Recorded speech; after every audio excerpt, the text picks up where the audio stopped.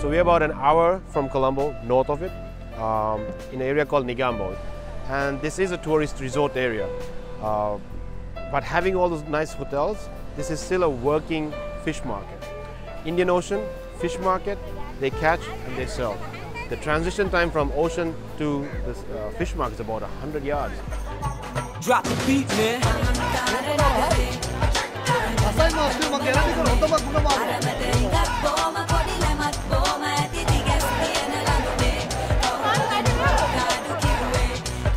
This is a Sri Lankan lagoon crab, and it's a bit small for us to use, but in the market you can only find small ones, but it's alive and it's tied up so that you don't get injured. It's not an ocean crab, so meat tastes different. And at the same time, marine crabs, I find when I cook them, they're very salty because they are in salt water. So with this one you can cook it differently.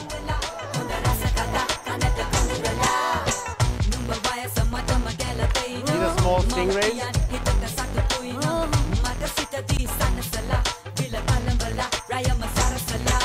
It has color pigments. You can see it's actually changing color. It shows it's alive.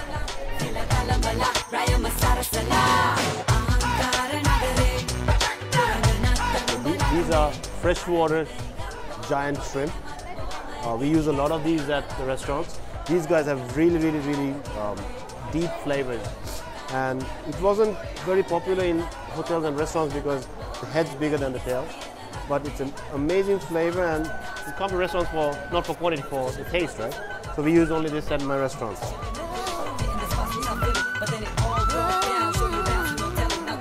Barracuda.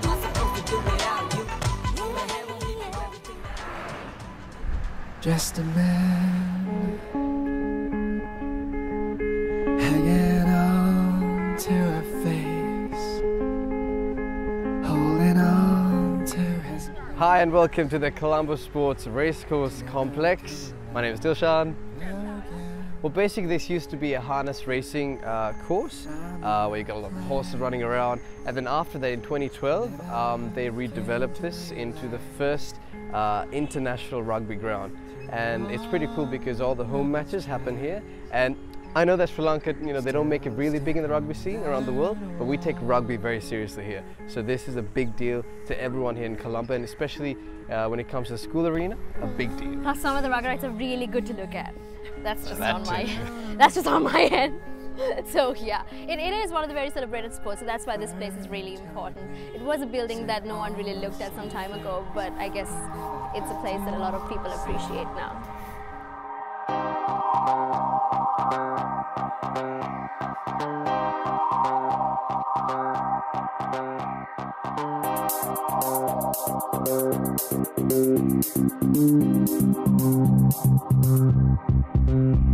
So this has to be one of my favorite spots here in Colombo. It is the Sky Lounge here at Kingsbury Hotel, and it is just spectacular, a nice place to kick back, relax, forget everything. What your wife said, what happened at work, and just enjoy the view. You know, sometimes people might complain that Colombo might not have a lot going on, or it's not maybe as great as most of other countries you've seen. But once when you do get above 10 levels of Kingsbury Hotel, and when you sit in a place like this, you get to see the Twin Towers of Colombo, you get to see most of the hotels. There's the golf face screen over there where all the kids and families, they come and play, and they have all those butterfly prawns and stuff while they fly their kites. There's the old Parliament there. You see all the nicely constructed roads in the city of Colombo. So you prove everyone else wrong if they ever said anything bad.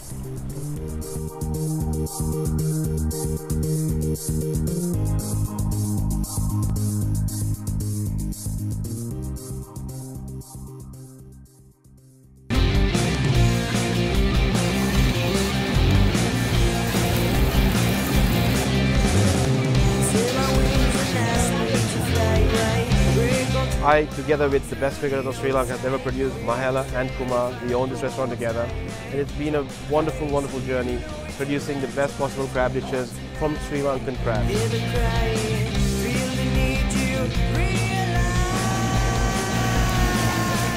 So this is our Sri Lankan mud crab, made famous and popular by Singapore in Singapore chili crab. But we need to create some institution to bring the crab back and give it a place in Sri Lanka. So that's why I chose the name Ministry of Crab.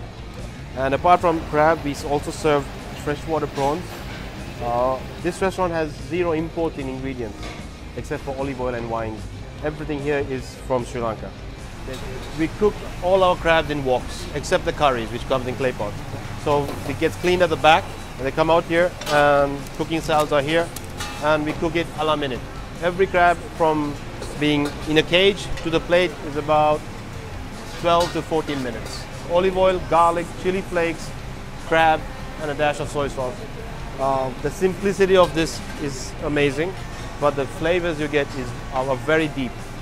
And we've seen many guests from Singapore buy this from us and take it back to their own country.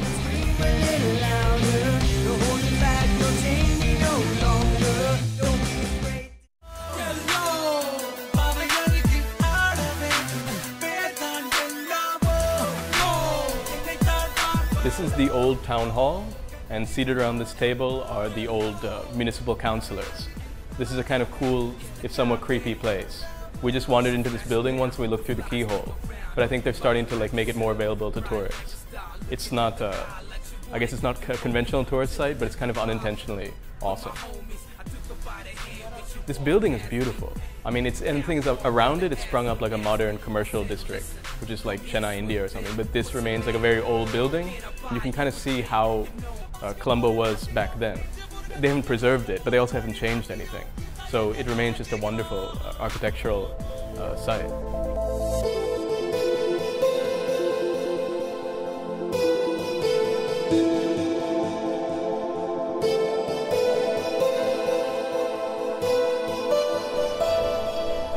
This is Barefoot. It's like an oasis in the middle of the city. There's a shop, there's an art gallery, there's a cafe. If you're in town, you can just come here, you can meet people, you can listen to music, you can hang out. It's a cool spot. So this is the Barefoot Gallery. The Colombo art scene is growing a lot. Saskia Fernando just opened the first dedicated gallery, which is pretty cool. And they're having the Biennale right now. I think we have some cool stuff. There's some excellent sculpture and some excellent young people coming up. But it's at a stage of growth right now.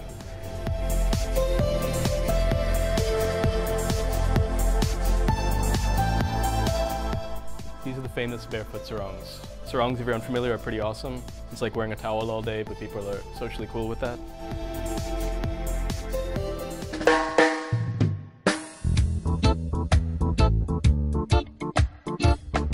This is Slave Island. It's also called Colombo 2. It was called Slave Island because the Portuguese actually kept slaves here. And later Malay people settled here and they still live here. That's Malay Street back there. Most people in Colombo, we live in really the suburbs. So this is like an urban town. Like as you can see on your right, these are buildings with like 2 levels. You can walk on the street, you can see stuff. Like it's fun like that. But there's also like really good dodgy bars around here. And then late at night they serve burgers up there. So everybody passes through here, but nobody's really like stopped here. This is the Castle Hotel. It's like the finest dodgy bar in town. It used to be a real hotel. I mean, you can still get rooms here, but it's just really good for cheap drinks and really good service and a beautiful, beautiful building.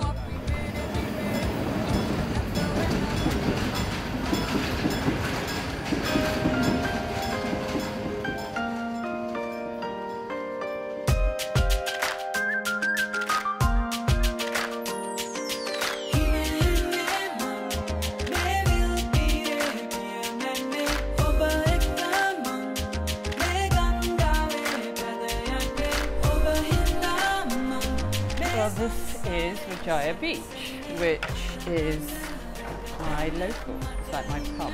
It is, as you can see, the most amazing place. Indian Ocean, clear waters, but the main reason that I love this is my friends.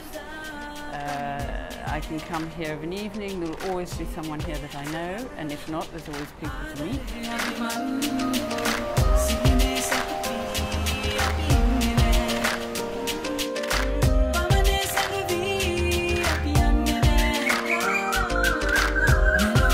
We're in the Gaul Fort, which is a UNESCO site, and within the 130 acres are some of my favourite shops, and this is one of them.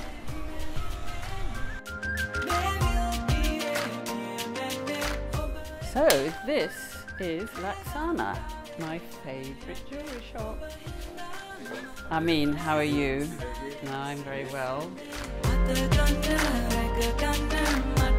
That is tourmaline, which is surrounded with the white sapphire. Yeah. It's set with the yellow gold. Yeah. That's also designed by me. Beautiful.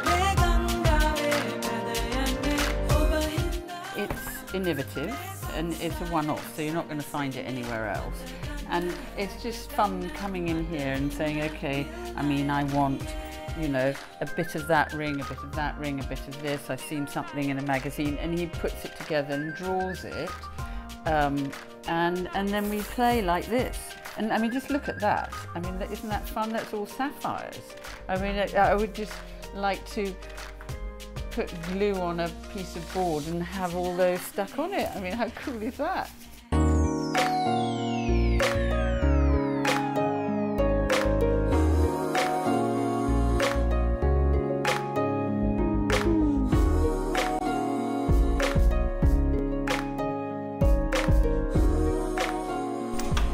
This is Mimi Mango, which is my favourite place to shop. Hello, sweetheart. This is Jo Eden, who has designed the shop, the clothes, everything in it. And every time I come in here, I want to shop. And as you can see, it can go from something absolutely delicious, like one of these, that it makes fabulous presents, to my precious, precious. Let me show you these.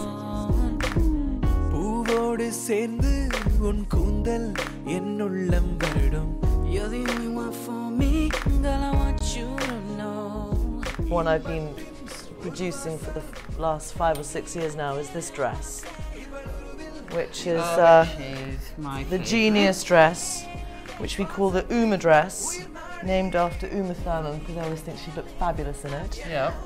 And just churn that out in lots of different colours every season.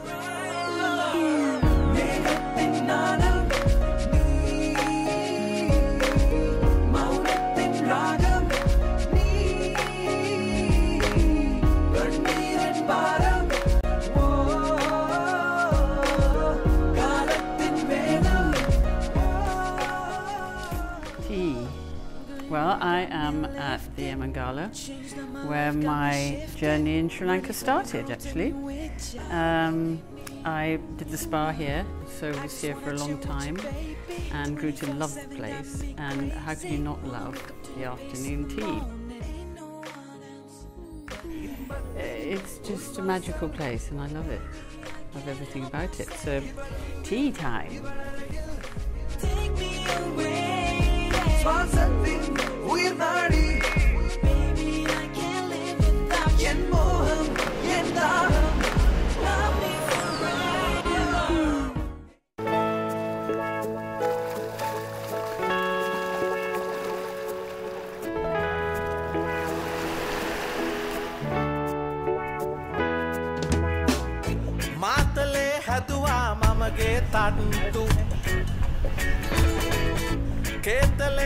Mirza is way down south of the country, and this part of the area is where whales in fact migrate from wherever they live to another place, and Mirza happens to be spot on it.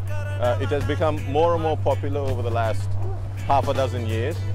It is now a business for a lot of tourists who come. This is a must-see adventure, and today we will see a lot of whales and maybe some dolphins en route and God knows what else, but we'll keep an eye out and see what we can see. Wow, look at that. Whale watching, like I said, is become a business for a lot of folks. The Navy has chartered boats that come out for folks to come and watch it, but they take an awful lot of people together at once. Coming on a private boat is much, much better. Smaller groups. You pick your time as to when you want to leave, when you want to come. It costs a little bit more, but it's well worth it because you actually see a lot of whales. For me, that's the only way to do it. See the color change in the water? Look ahead. Way ahead. You can see a light blue. He's coming up. It's just unbelievable. It's because it's this huge mountain coming towards you, and it's like nothing you've ever seen before. It's a novelty here because when we had a civil war, so people are not allowed to venture out, and only the fisher folk actually got to see the whales. Now, normal people, tourists, people who come here actually come out and see for themselves the wildlife that is in and around Sri Lanka. So it's amazing. It's nothing like you've ever seen. The hardest part is the first time when you see it, you realize how insignificantly small you are compared to this sea creature.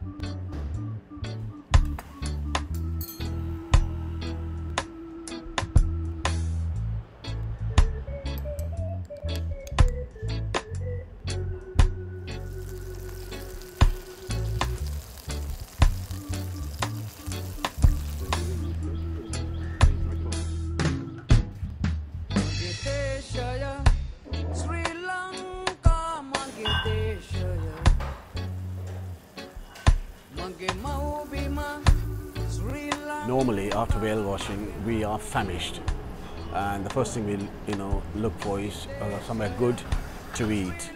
And being in an island, obviously we love our seafood, and this is one place because this is an area during the weekends we normally hang out, and this is a place that does extraordinary choice of seafood.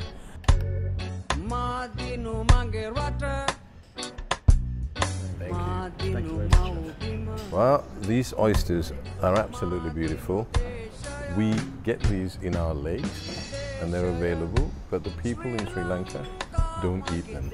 So more for us, more for the people who love them. They're absolutely delicious. The ocean's oysters are small and consistent in taste, whereas the ones that we get from the lake are, as you can see, varying in sizes and varying in texture, and also varying in taste, and they're absolutely awesome. And you need to try it to actually see the difference and feel the difference. Absolutely awesome.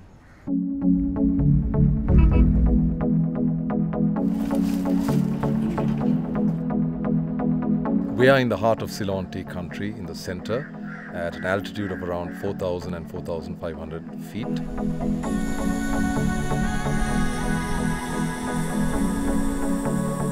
People come to Ceylon for tea. It's an industry that's known the world over. When you say Ceylon, people say tea. And what this Ceylon Tea Trails is about is we've converted 4 traditional 100-year-old tea estate managers' bungalows into luxury lodges, and you've got 4 bungalows between 2 and 15 kilometers apart. We call it tea trails because guests can walk or bike from one to the other, have a meal in one, or stay in a different bungalow every night in the most pristine, stunning scenery of, you know, emerald fields of Ceylon tea.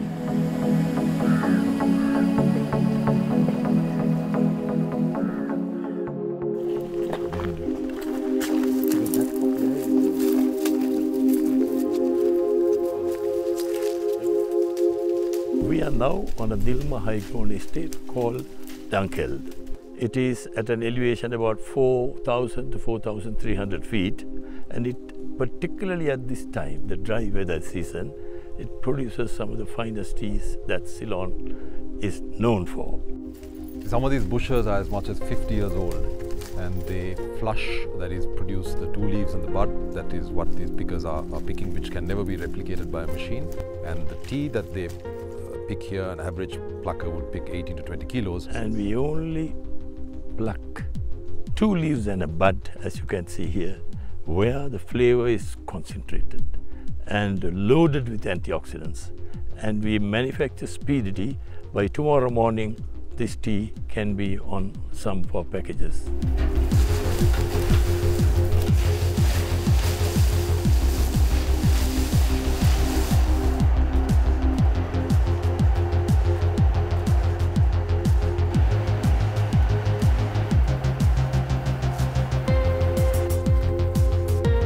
We have now reached the last chapter in the story of tea.